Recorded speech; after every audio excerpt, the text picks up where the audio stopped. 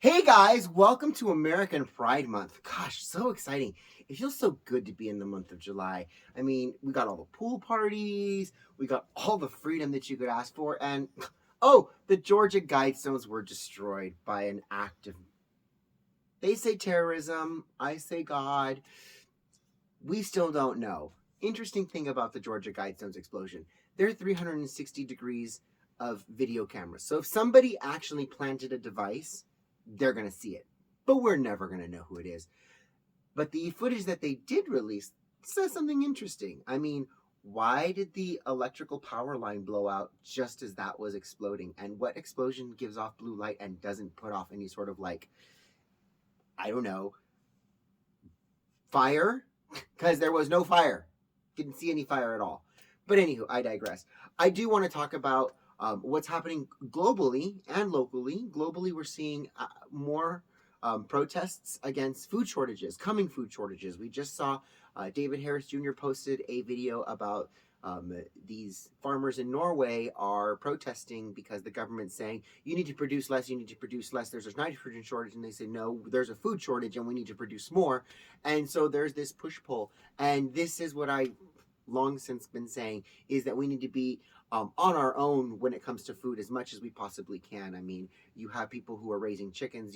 I went to the hardware supply store and there were no chickens. I went to two different hardware stores. Not that I was looking, I wanted to see because normally they do have them, but no, there are no chickens.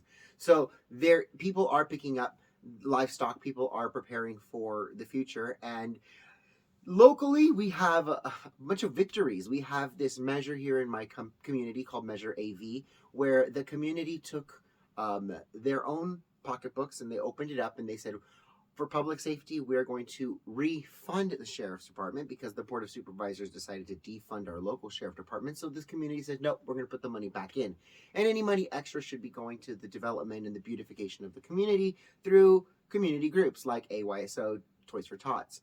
Interesting thing is you have some of these groups that are from outside of the community asking for hundreds of thousands of dollars. And so we, as the Palmdale Freedom Coalition, said, whoa, whoa, whoa, whoa, you can't be giving away all these kinds of money without any sort of accountability. I mean, we need to look at their 990s. What is a 990? Well, if you file a tax return and you're a regular private citizen, you know what a 1040 is, right? A 1040 EZ if you earn a certain amount less. Well, there's a 990, a 990 EZ for nonprofits. So we said, hey, why are you not asking for this information so you can see where they're spending their money instead of just giving them their money and saying, oh, write down on a piece of paper how you plan on spending this stuff. No. Let's open up your books, because most legitimate groups would be like, here's my stuff. I'm totally on the up and up. And the ones that are trying to get money for their pockets are going to be, well, you know, if you don't have this proper documentation, you probably shouldn't be getting my tax money, especially free tax money. I mean, if I want to get a loan from the federal government like an FHA, I have to submit my tax returns, and you don't want to submit anything just to get free money from the government?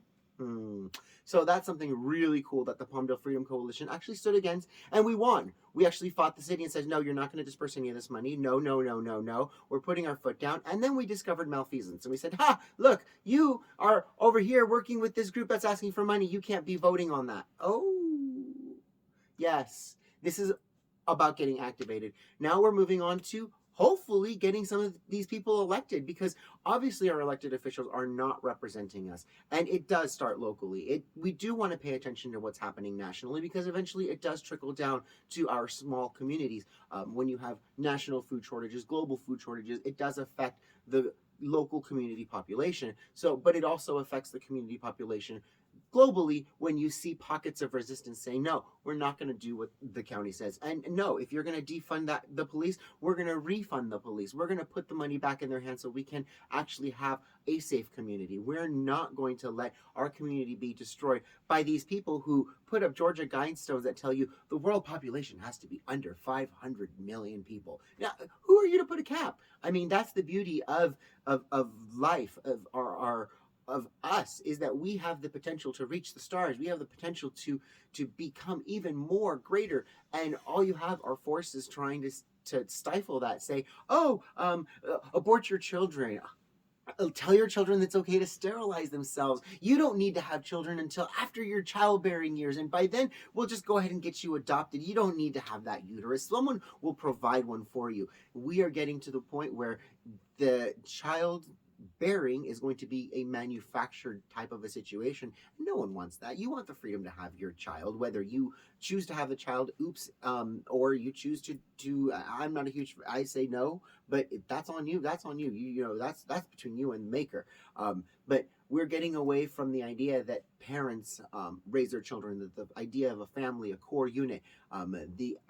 The globalists, the world order, wants to separate you from your children, wants your children to be overtly sexualized so that they damage themselves, so that when they get older, they're not going to be able to produce children. And then the only people producing children are I guess you could say, the alphas and the betas. Welcome to Aldous Huxley's Brave New World. If you haven't read that book, I really highly recommend you do. But on that note, I will let you guys go and have a beautiful, beautiful American Pride Month. Mwah! I love you all.